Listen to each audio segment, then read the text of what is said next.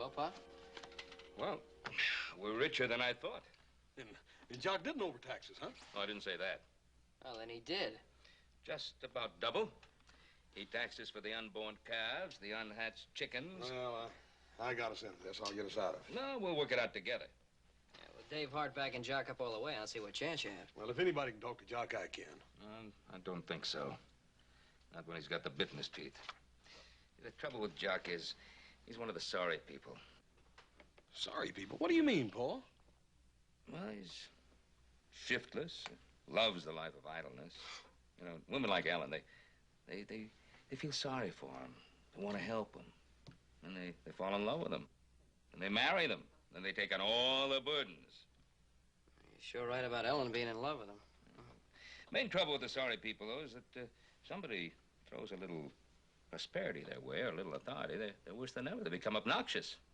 What are we going to do? One thing you can't do, you can't meet the sorry people head on. If you do, you get in deeper than a steer in a bog hole. How do you handle them, Pop? Gotta outwit them. Maybe connive a little bit. And I think that's the line we should be following. Let me think, boys.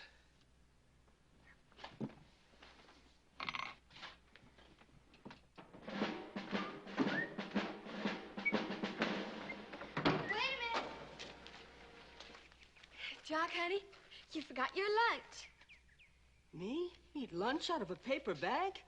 Ain't you forgetting my position just a little? And look at this place.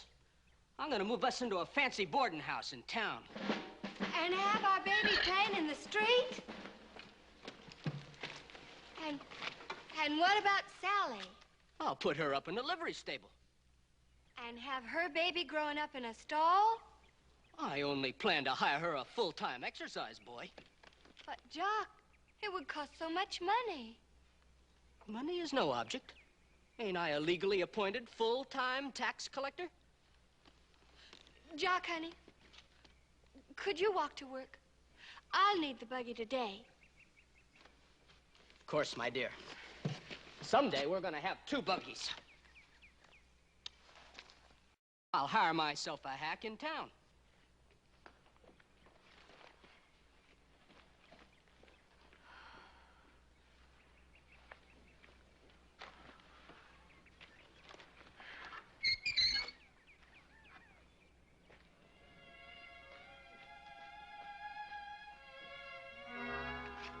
Sally, something terrible's happened to Papa.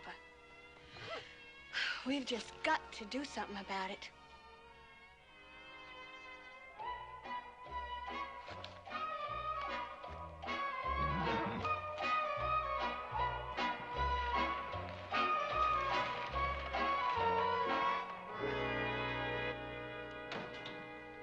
Oh, Mrs. Henry, this is a surprise. Oh, should you be riding around with, well, you know, I just had to come, Mr. Cartwright. It's awful important. I got to talk to you. Oh, are you feeling all right? It's Jock. Something terrible's happened. What? Well, hasn't had an accident? No, it's much worse than that. He's changed. He's become a different kind of man. Yeah, I'm fully aware of that. He used to be so sweet and kind. He was always around the house when I needed him. Yeah. Now, I don't even know where he is half the time. And not only that, Mr. Cartwright. A lot of people don't seem to like him anymore. Mrs. Henry, now, let me get this straight now. Are you suggesting that you'd be just as happy if he didn't have this tax collecting job? Oh, Mr. Cartwright, do you think there's any way you could talk him into giving it up? Well, I'd sure like to help you along those lines. Look, why don't you come in the house and we'll have a cup of tea and then we can talk about it. I sure would love a cup of tea, but I don't think I ought to move around too much. Oh, oh, by all means, by all means. Well, I'll get Hop Sing to get the tea ready, and I'll bring it out in a jiffy.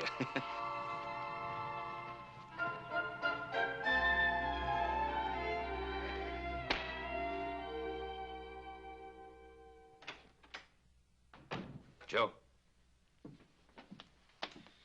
Yeah, Pa? where's Hoss? Oh, he's outside. I'll get him. No. He might balk at this idea. You know the way he is, wrapped up in helping Jock and all. Yeah, you're probably right. Now, Hoss has a lesson to learn, too. He's let his heart run away with his head. Now, what's your plan? Now, do you remember that sorry little filly that took us in those match races over at Carson City? Do I? She ran as fast as a streak of lightning. And not much larger than a pony and skinny. It's where she couldn't carry a man, much less run like the wind under him. Pa, that's right. And Jock can't resist a horse race. Why, that horse would make Gatling look like he was standing still. Little Joe, you're pretty good at conniving yourself. Oh, thank you, Pa. Son, I want you to buy that filly. At the price that farmer asked. What's the difference? The money's going to be taxed away anyway. Go get her. Yes, sir.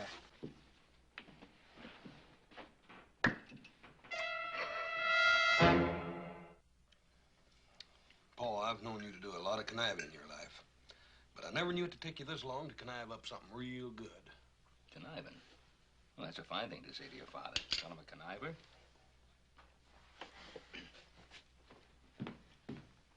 Joe, where'd you go last night? Where did I go last night? Dad, burn it. Don't answer me with a question. Answer me with an answer. There's something mighty haywire around here. Anybody home? Why, look who's here. Hoss, it's, Mrs. Henry. Why don't you go out and see what she wants, son? Why me, Paul? Well, Hoss, she's your friend.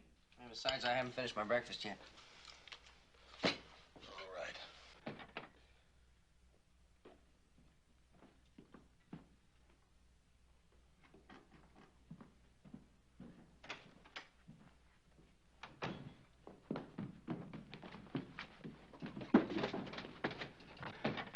Pa, you know, you were almost too anxious. Hey, do you think so?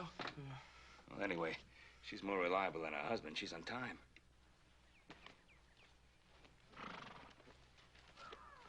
I'm sorry, Hoss. I don't mean to bother you, but, well, Sally's having terrible pains, and Jock's gone out on his tax collecting, and I'm all alone, and I just got to have help. Poor little old Sally. Sure, I'll help you, ma'am. You just scoot over. Thank you, Hoss. Hey, Pa, you know, the more I know you, the more I realize what a conniver you are. Well, never mind what kind of conniver I am. Let's get to town. Ellery's going to be waiting. I get the filly out of the barn. Lily so, don't let Sally Philly catch cold. You keep covered with blanket. Got plenty money lie on him today. Don't Lily. I better get the horses. I get my money. Come on, man. You've been standing there for 15 minutes. Make up your mind.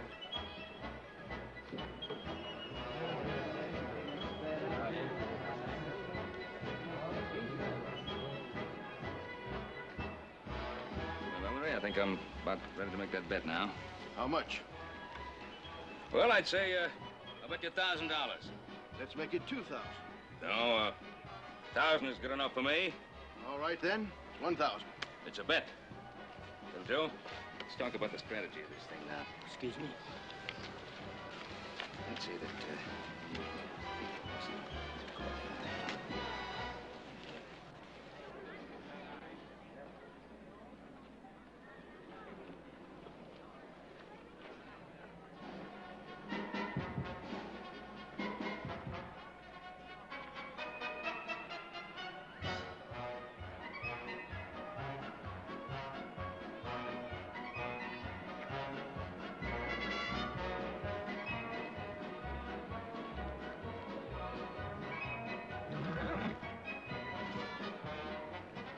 Fine animal, isn't he?